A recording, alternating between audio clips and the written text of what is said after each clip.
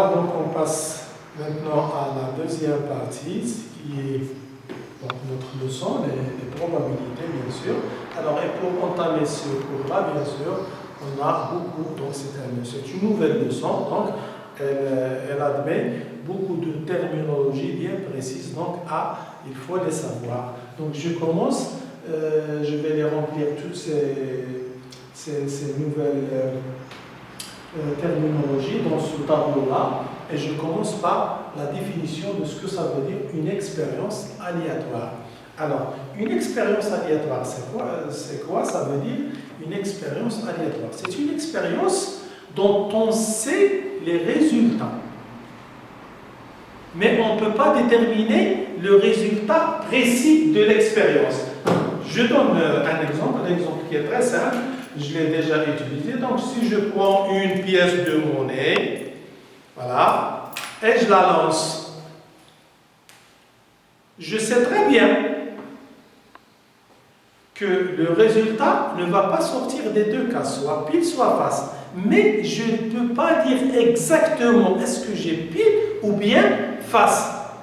C'est ça ce qu'on appelle une expérience aléatoire. Une expérience aléatoire, vous savez le résultat, elle appartient à quel ensemble, mais le résultat précis, vous ne pouvez pas le déterminer. C'est ce qu'on appelle une expérience aléatoire. Je peux le faire avec un dé.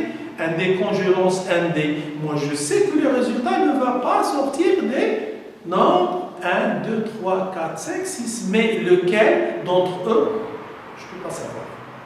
D'accord? C'est ça ce que je vais appeler une expérience aléatoire. Voilà, je donne la définition. Donc, toute expérience qui admet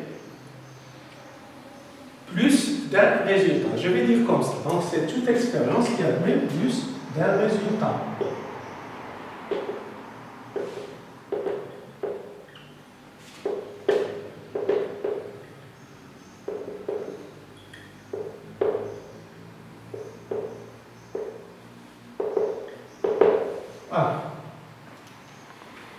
Alors, après avoir défini ce que ça veut dire une expérience aléatoire, alors les résultats d'une expérience aléatoire, je vais les rassembler dans un ensemble que je vais appeler oméga. C'est l'univers, je vais appeler l'univers des événements oméga. L'univers des événements oméga.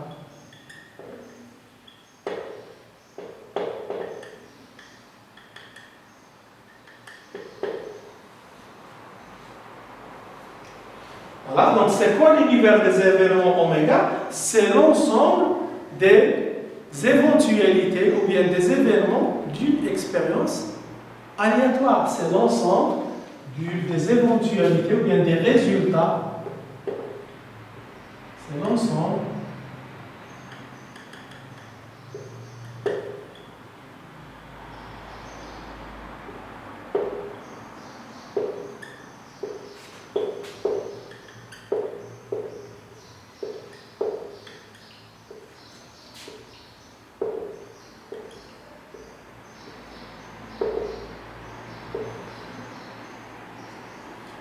d'une expérience aléatoire. D'accord? Je peux définir ce que ça veut dire une éventualité.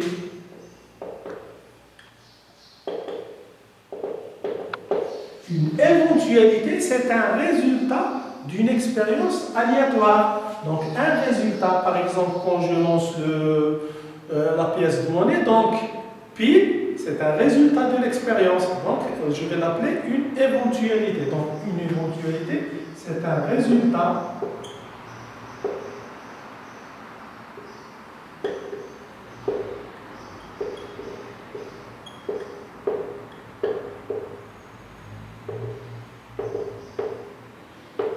d'une expérience aléatoire. Un événement. Je vais définir un événement. Événement A.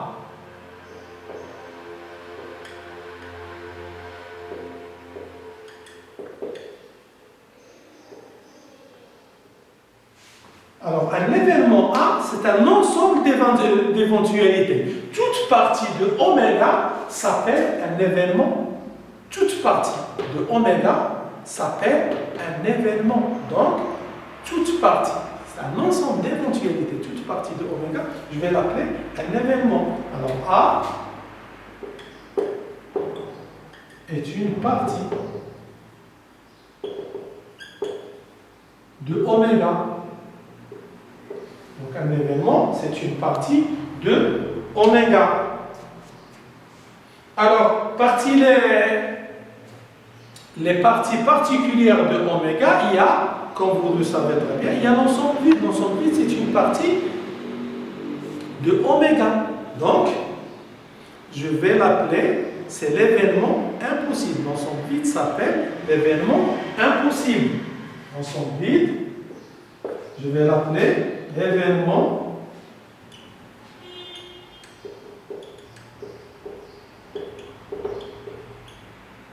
et au contraire de l'ensemble vide, oméga,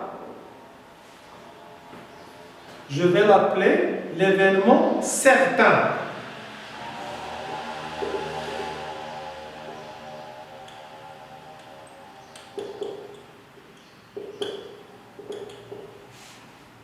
L'événement certain.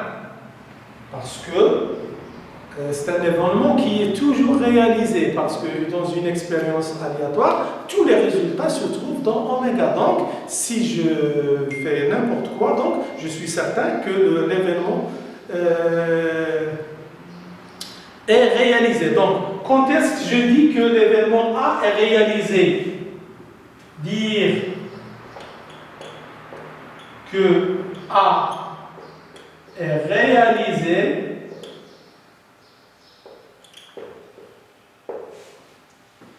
dire qu'un événement A est réalisé si le résultat de l'expérience aléatoire appartient à A. Si le résultat de l'expérience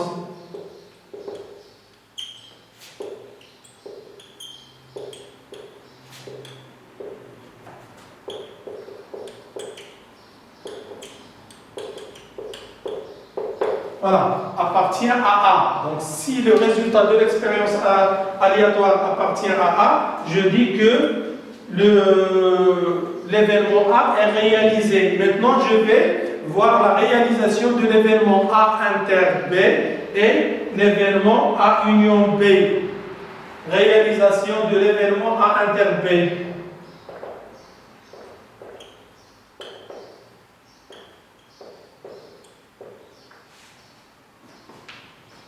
Alors, A inter B est réalisé si les événements A et B sont réalisés en même temps.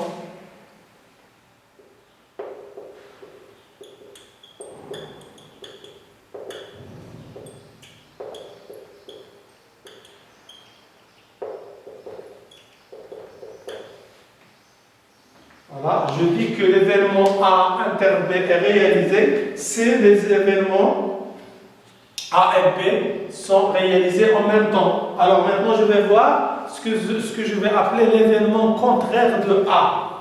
L'événement contraire de A.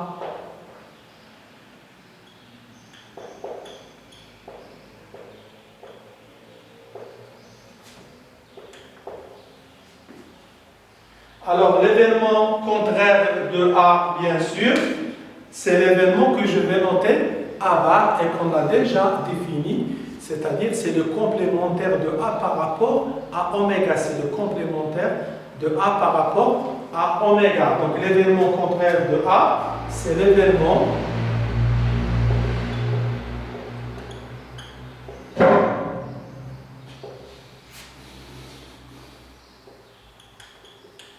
A bar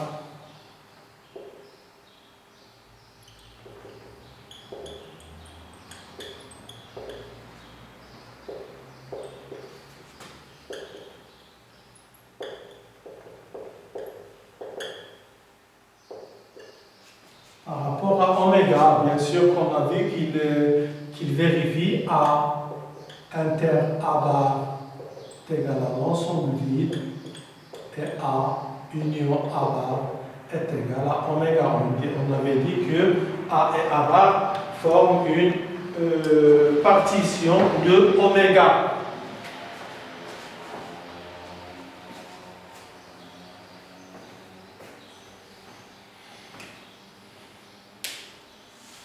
Alors, maintenant, je vais définir ce que ça veut dire deux événements incompatibles. A et B sont incompatibles et c'est important, donc il faut s'en rappeler.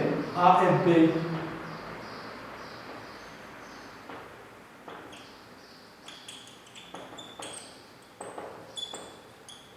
sont incompatibles, donc je vais dire si, simple, c'est très simple.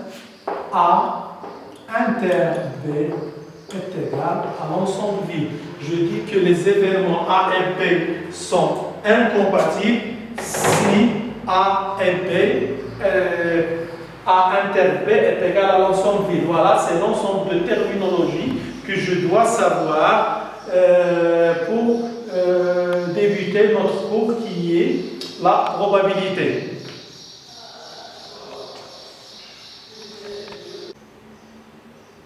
Voilà, donc maintenant on entre dans le vif du sujet. Donc, deuxièmement, stabilité de la fréquence d'un événement, probabilité d'un événement. Donc, on va voir comment calculer la probabilité d'un événement. C'est quoi une probabilité d'ailleurs?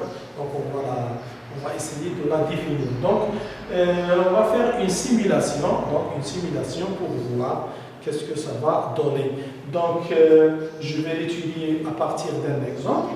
Un exemple, donc la simulation c'est la suivante. Donc je lance 1000 fois de suite un dé cubique. Donc bien sûr, les faces sont numérotées de 1 à 6. Un dé qui n'est pas truqué bien sûr. Donc un dé normal, donc numéroté de 1 à 6. Je vais le lancer et vous pouvez essayer de le faire chez vous. Bon, ça prend du temps, mais il faut le faire pour voir la fréquence que ça va donner, qu'est-ce que les résultats qu'est-ce qu'on va obtenir. Donc, combien de fois je vais avoir le nombre 1, 2 fois, combien de fois le nombre 2, 3, 4 et 5 et 6. Donc la fréquence, bien sûr, c'est quoi la fréquence? Comme vous l'avez déjà vu en statistique, la fréquence, donc c'est l'effectif sur l'effectif cumulé, bien sûr. Donc, c'est-à-dire le nombre de fois que je vais avoir le nombre 1 divisé par 1000. Alors, après avoir fait l'expérience, j'ai obtenu les résultats suivants. Donc, comme j'ai dit, vous pouvez le faire. Vous n'allez pas avoir les résultats, les mêmes résultats que j'ai obtenus moi, mais vous allez voir des résultats, bien sûr, similaires qui, donc, environ égales, donc, dans le même cadre. Donc, 0,160 pour 1, c'est-à-dire j'ai obtenu 160 fois le nombre 1, 162 fois le nombre 2, donc c'est 0,62. J'ai obtenu 171 fois le nombre 3, c'est-à-dire 0,171. 166 fois le nombre 4, c'est 0,66. Et j'ai obtenu 167 fois le nombre 5, donc 0,167, et 174 fois le nombre 6. Voilà, donc 174 fois, si vous faites la somme, vous allez trouver 1, bien sûr. Donc, c'est ça la fréquence que j'ai obtenue après avoir lancé mon dé 1000 fois. Donc, par exemple, je vais prendre la fréquence du nombre 4.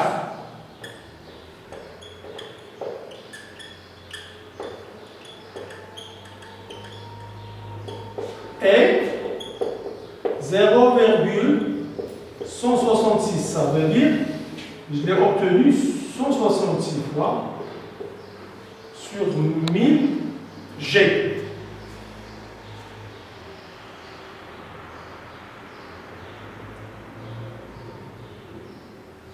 Et vous pouvez faire une remarque, et on a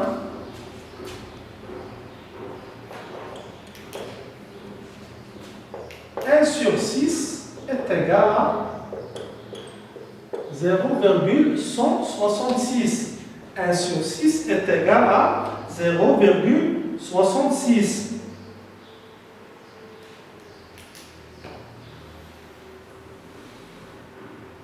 Alors, en répétant plusieurs fois cette expérience, de 1000 lancés, bien sûr, de dés, on remarque que la fréquence du numéro 4, on va remarquer que la fréquence du numéro 4 se stabilise autour de 1 sur 6. Donc, je vais l'écrire en répétant.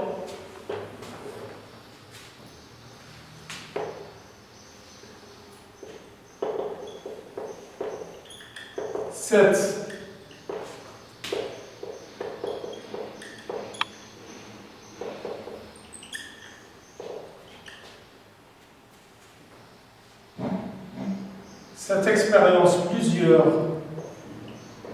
fois, on remarque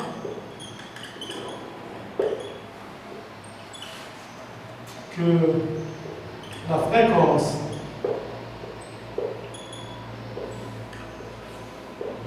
de 4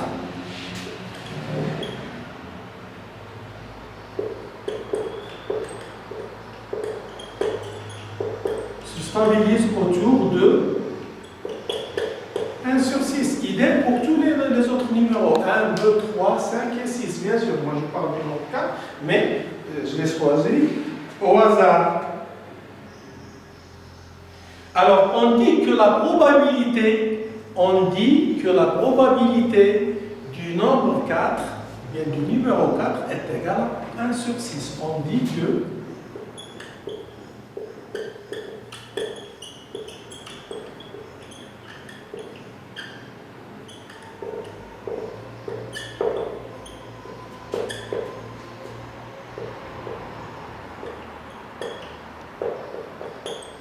et ça, c'est normal, même si on n'a même pas fait l'expérience. Et je vous pose cette question. Moi, je lance le dé, ou bien je vais lancer le dé. Je ne sais pas le résultat. Et je vous demande, quelle est la probabilité pour avoir le numéro 4? Ou bien, quelles sont les chances? Parce que je ne sais pas ce que ça veut dire probabilité. Maintenant, je dis quelles sont les chances pour avoir le numéro 4? Alors, vous allez me dire que la chance pour avoir le numéro 4, c'est 1 sur 6, parce que j'ai 6 faces, et chaque face a une possibilité de surgir.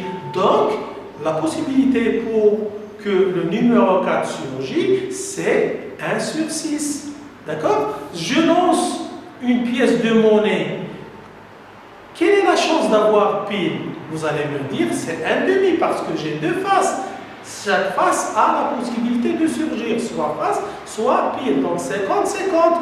Donc la probabilité. Alors cette chance-là, je vais l'appeler la probabilité. Donc ici, la probabilité du nombre 4 est égale à 1 sur 6. La probabilité du nombre 1 est égale à 1 sur 6. Donc on note comme ça.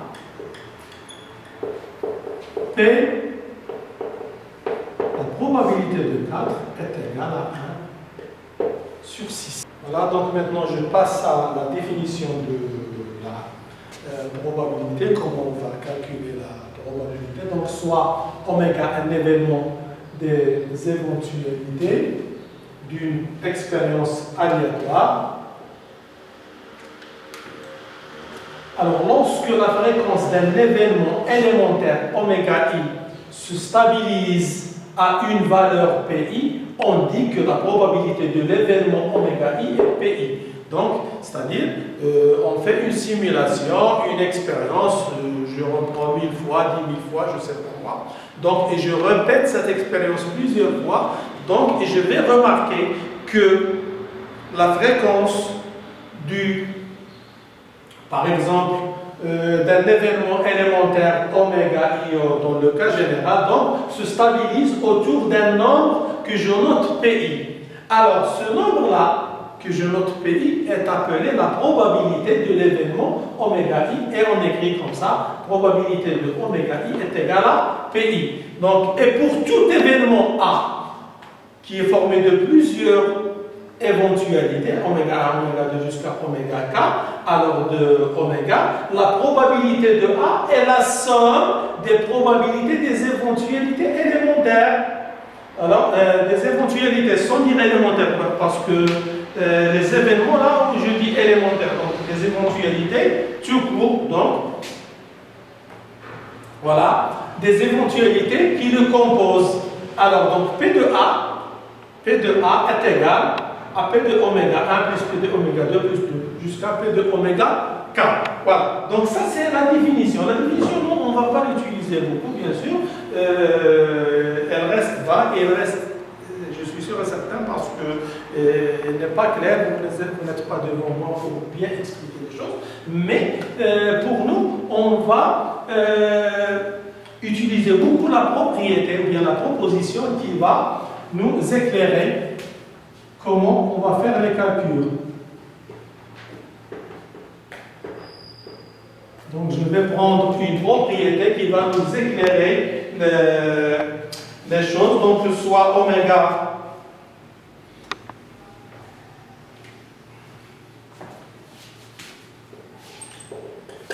univers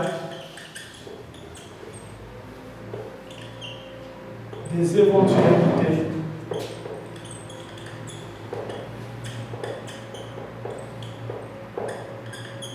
d'une expérience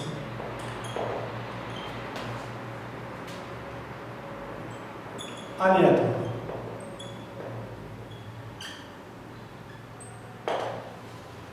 Alors, on a, j'avais dit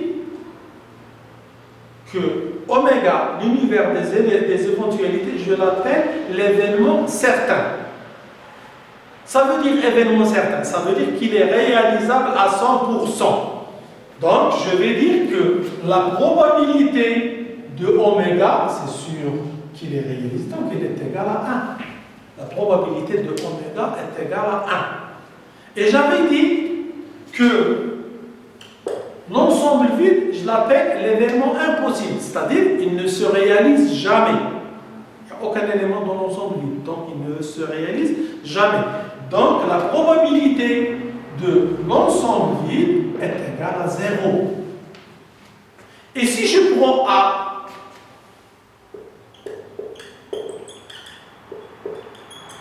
un événement de oméga, alors, et ça c'est très très important parce que je trouverai des erreurs et j'en parlerai. La probabilité de A, elle est comprise entre 0 et 1. Donc vous voyez, la probabilité c'est une fréquence. Et comme on sait très très bien que la fréquence elle est toujours comprise entre 0 et 1, parce que la fréquence c'est l'effectif sur l'effectif cumulé. Vous savez très très bien que toujours l'effectif cumulé est supérieur à l'effectif. Donc, le numérateur est inférieur au dénominateur et sont deux nombres positifs. Donc, il est compris entre 0 et 1. Donc, la probabilité, quand vous allez faire les calculs, tâchez à bien remarquer qu'elle est comprise entre 0 et 1. Si vous faites un calcul, vous allez trouver la probabilité égale à 1,5. Vous avez tort. Donc, à reprendre, il faut faire très très attention. Donc la probabilité, elle est toujours comprise entre 0 et 1.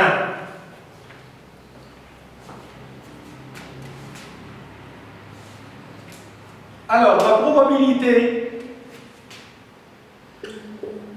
de A union B est égale à la probabilité de A, comme on a vu dans les cardinaux, plus la probabilité de B moins la probabilité de A inter B.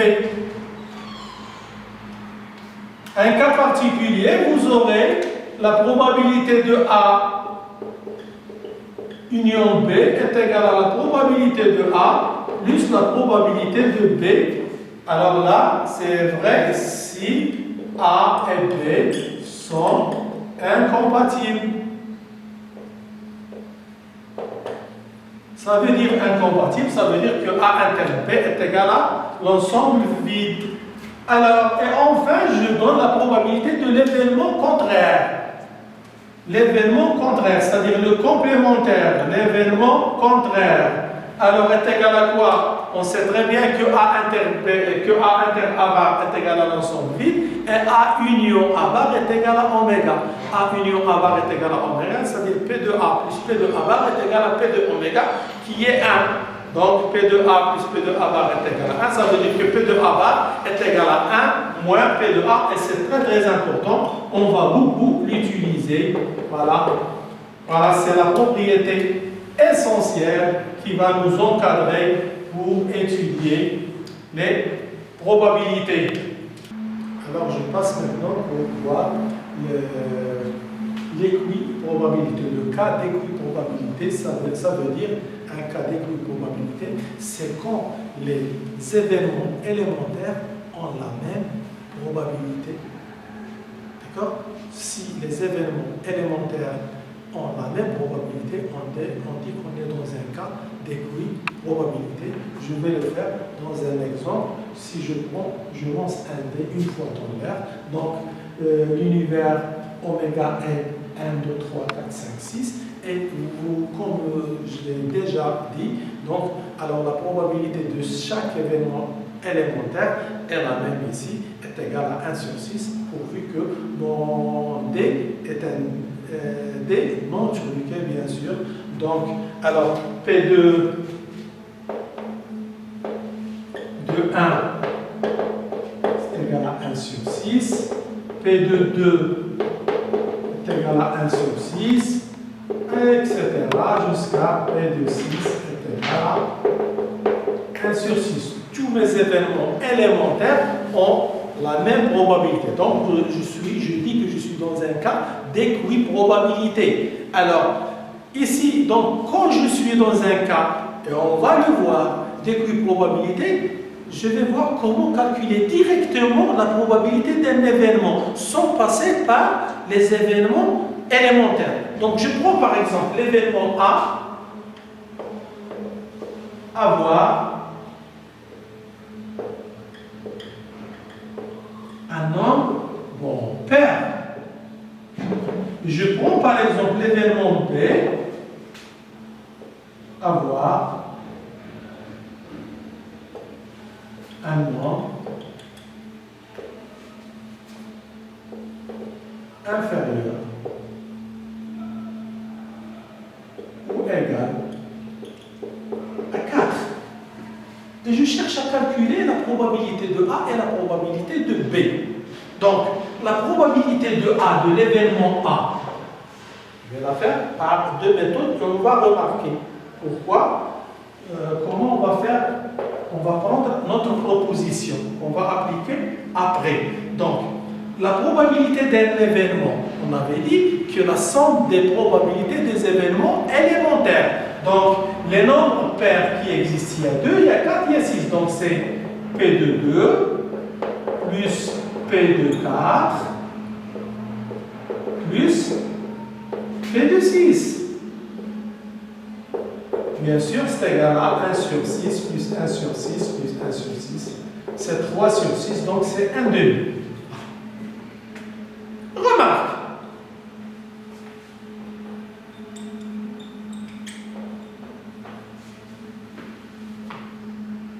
Si je calcule cardinal de A sur cardinal oméga.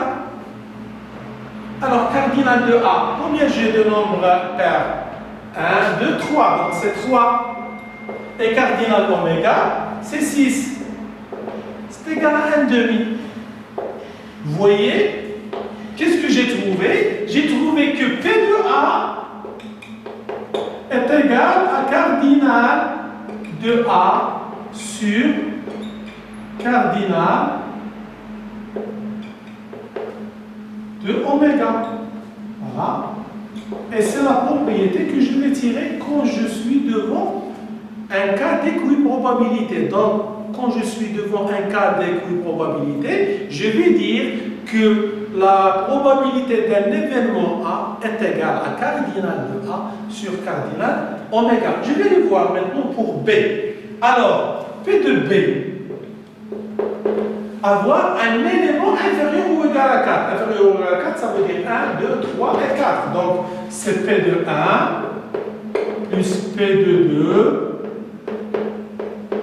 plus P de 3 et plus P de 4. Ça veut dire 1 sur 6 plus 1 sur 6 plus 1 sur 6 plus 1 sur 6. Ça veut dire c'est 4 sur 6, c'est 2 sur 3.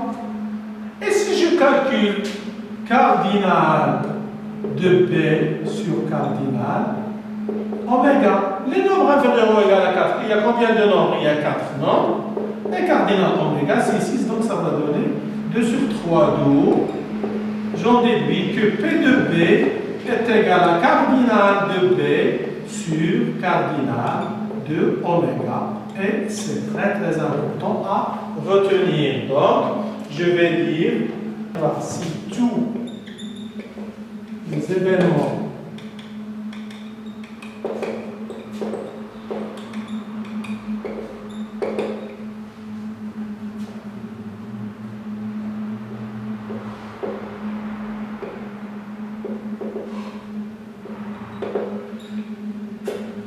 d'une expérience aléatoire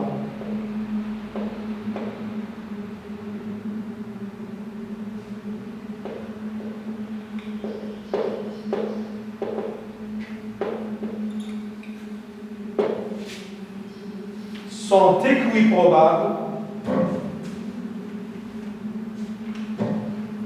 équiprobables, alors la probabilité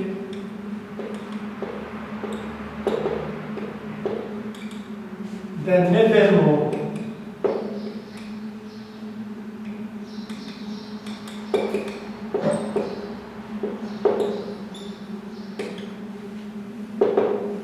est égal à P de A, tout simplement, c'est cardinal A sur cardinal oméga. Voilà.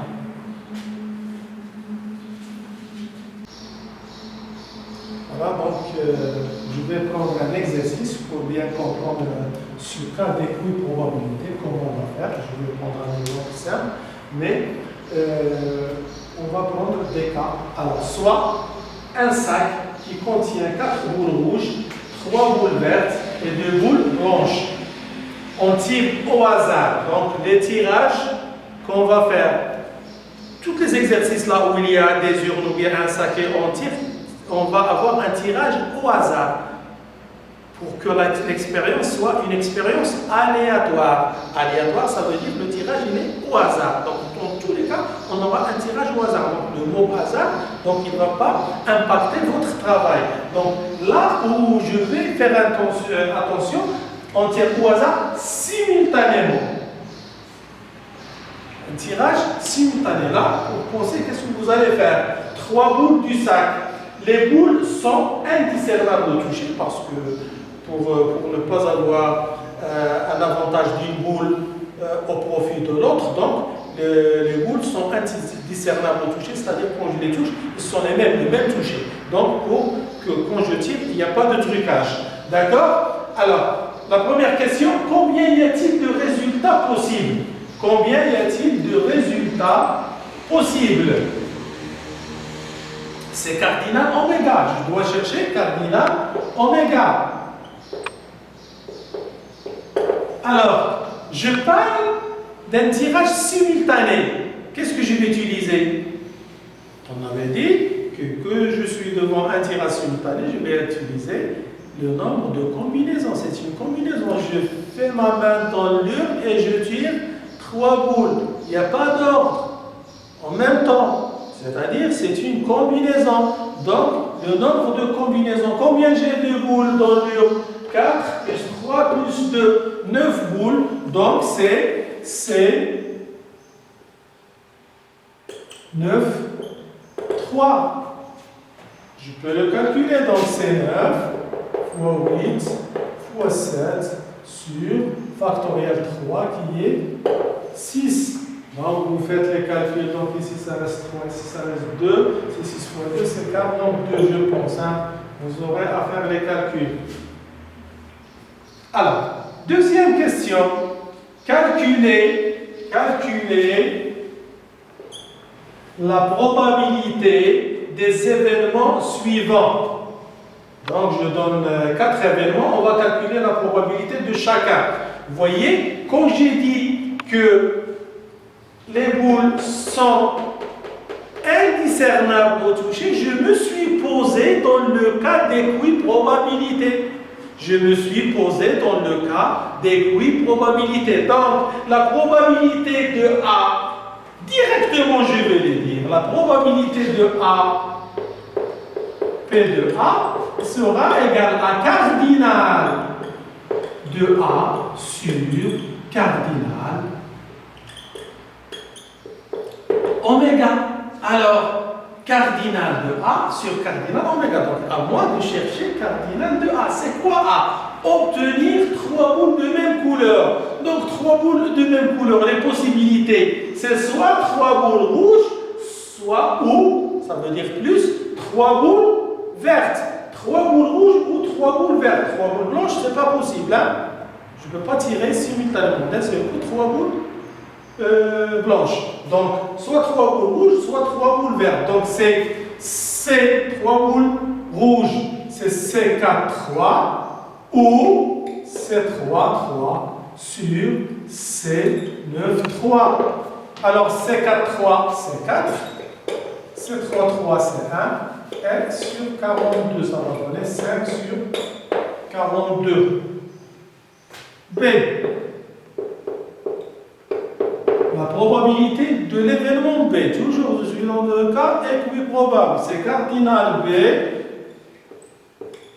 sur cardinal oméga. Et vous voyez, ici c'est quoi B? Donc, obtenir 3 boules distinctes de AB. Alors, ici, il faut différencier entre deux mots. Quand j'ai dit, et vous allez le trouver entre, je l'ai fait exprès, l'événement B et l'événement C. L'événement B, j'ai dit 3 boules distinctes 2 à 2, et l'événement C, j'ai dit 3 boules distinctes. Donc il faut faire la différence entre ces deux mots. Quand je dis distinctes 2 à 2, c'est-à-dire, si je prends 2 boules, ils sont distincts. Dès que je prends 2 boules entre eux, ils sont distincts. C'est-à-dire les 3 boules, donc j'ai les 3 couleurs, blanche, rouge et verte. Mais quand je dis dans l'événement C, 3 boules distinctes, je peux avoir 2 boules d'une couleur et une boule d'une couleur. D'accord? Ça, ils sont distincts. 2 boules blanches et une boule rouge, les 3 boules, ils sont distinctes. Ils ne sont pas les mêmes.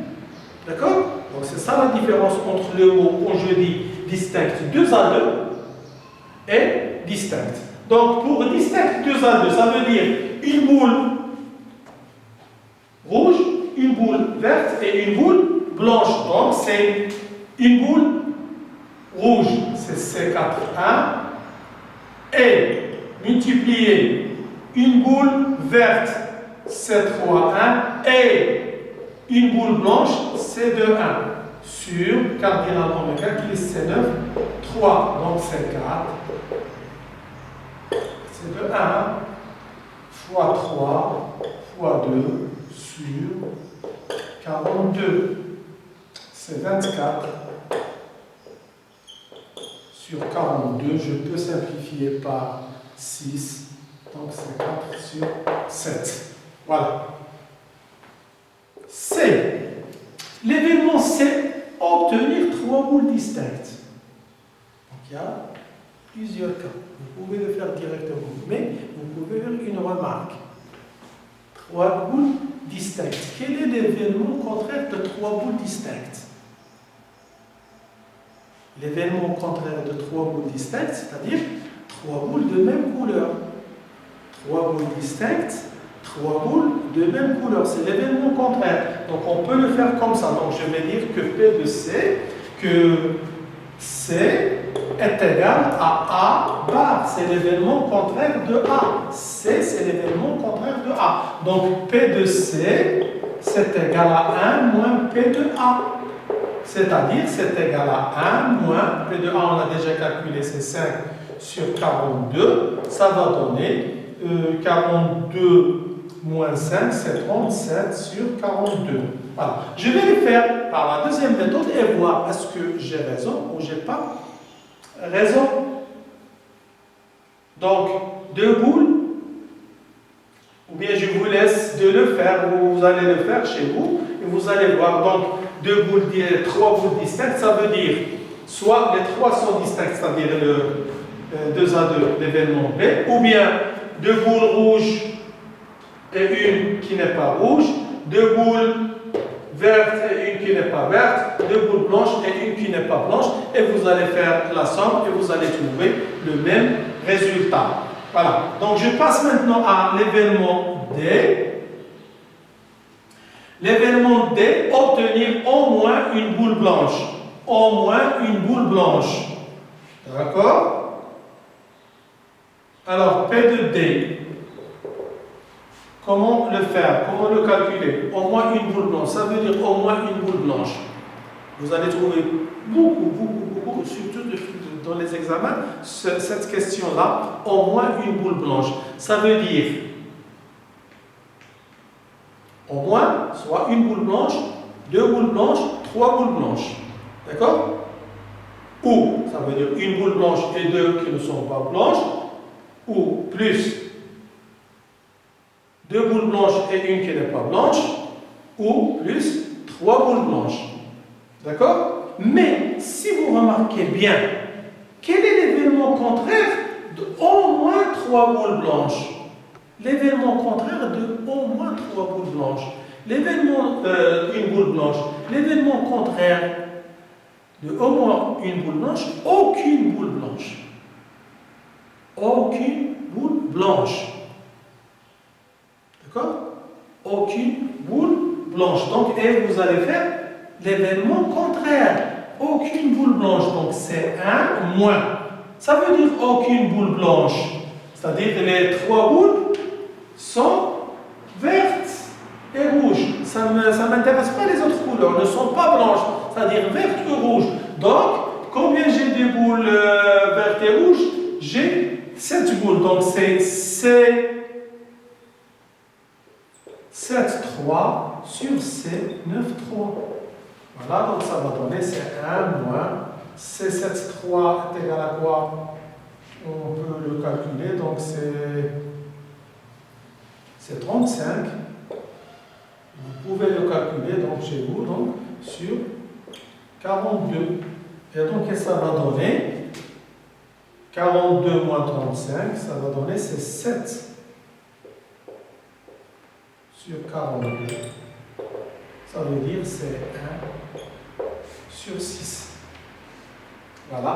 Donc, rappelez-vous bien que quand je suis devant cette question D, obtenir au moins une boule blanche, il faut toujours penser à utiliser l'événement contraire. Au moins une boule blanche, aucune boule blanche. Donc j'ai pris 3 boules, des boules restantes. Les boules restantes sont les boules rouges et vertes, c'est-à-dire 7 boules. 3 de 7 sur cardinal oméga. Voilà.